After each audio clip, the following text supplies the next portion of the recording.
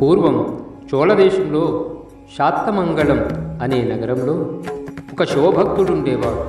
అతని పేరు నక్కనాయన. అతనికి పరమశివుడంటే ఎంతో భక్తి, ఎంతో శ్రద్ధ. రోజు తన ఊళ్ళో ఉన్న శివాలయానికి వెళ్ళి నిష్ఠగా స్వామిని పూజించేవాడు. అతని భార్యకు కూడా శివుడంటే ఇష్టమే. భర్తతో పాటు ఆమె రోజు గుడికి వెళ్ళేది, శివునికి ఉపచారాలు చేసేది. దంపతులిద్దరూ ఒకరిని మించి మరొకరు శివుని సేవలో చాలా తృప్తిని పొందేవారు. ఒకరోజు నక్కనాయనారు దంపతులిద్దరూ శివాలయానికి వెళ్ళారు. శివుడికి నమస్కారం చేసుకుంటున్నారు. ఇంతలో ఎక్కడితో ఒక సాలెపురుగు సరాసరి శివలింగం మీద పడింది. అటూ ఇటూ పాకింది. అది వెంటనే చూసింది నక్కనాయనారు భార్య.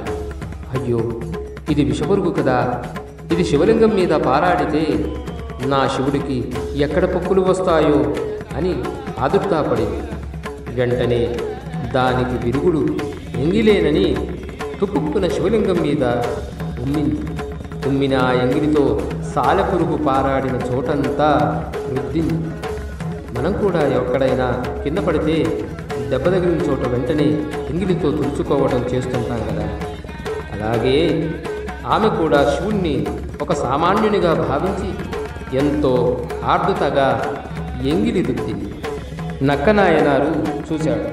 వెంటనే భార్యతో, నోటిలోని ఎంగిలిని ఉమ్మటం ఏమిటి, మళ్ళీ దాన్ని చేత్తో అటు ఇటు రాయడం ఏమిటి, ఇది ఎంతో అసహ్యంగా ఉంది అని భార్య మీద విరుచుకుపడ్డాడు.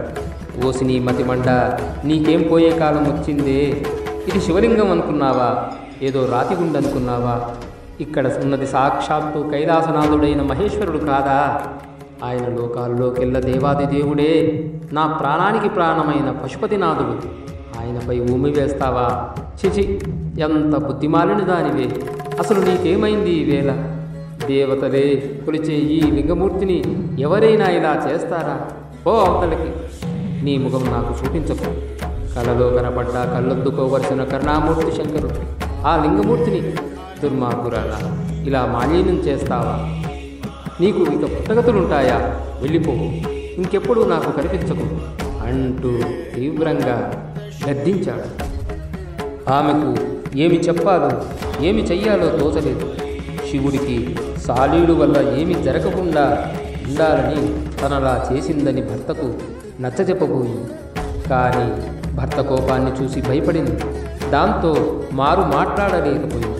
నిజంగానే నేను తప్పు చేశాను కాబోలు అని ఎంతో బాధపడింది.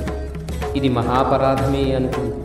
భర్త తన ముఖం చూడనన్నాడు, వెళ్ళిపోమన్నాడు. పరమశివ, నేనేమి చేసేది, ఎటు వెళ్ళేది, నాకు దారేది అని చింతిస్తూ ఆలోచనలో పడింది.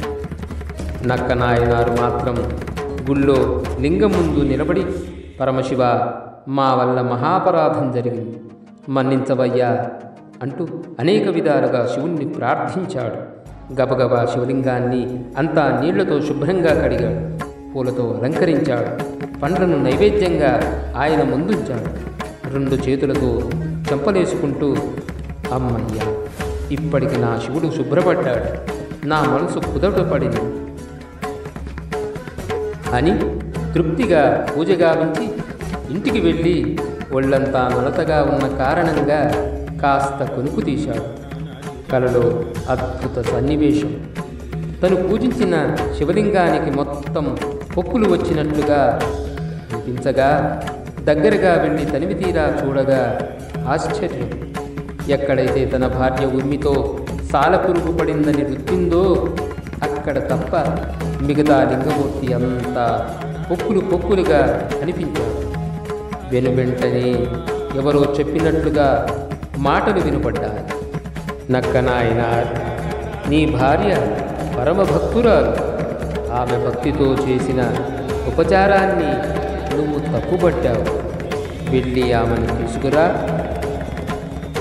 అన్న శబ్దం వినిపించి దిగ్గున లేచి ఒక్కసారి ఆలోచించాడు. తనను గుడికి తీసుకువెళ్ళి నేను చేసింది తప్పని చెప్పిన ఆ స్వరం ఎవరిది? ఇంకెవరిది? ఆ పరమేశ్వరుడిదే. అంతే. వెంటనే చెంపలేసుకున్నాడు. అయినా నా ఇల్లాలు ఏది, ఎక్కడ, అయ్యో నే గద్దించానే అంటూ గబగబా వెతుక్కుంటూ గుడిదాకా వచ్చేసరికి గుళ్ళోనే ఓ మూల ఒరిగి ఉన్న భార్యను చూసి కన్నీళ్లు వచ్చినంత పనయం నక్కనన్నారు.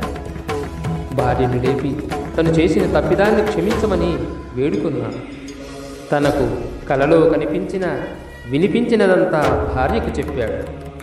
ఆ మహా ఇల్లాలు కంగారు పడింది.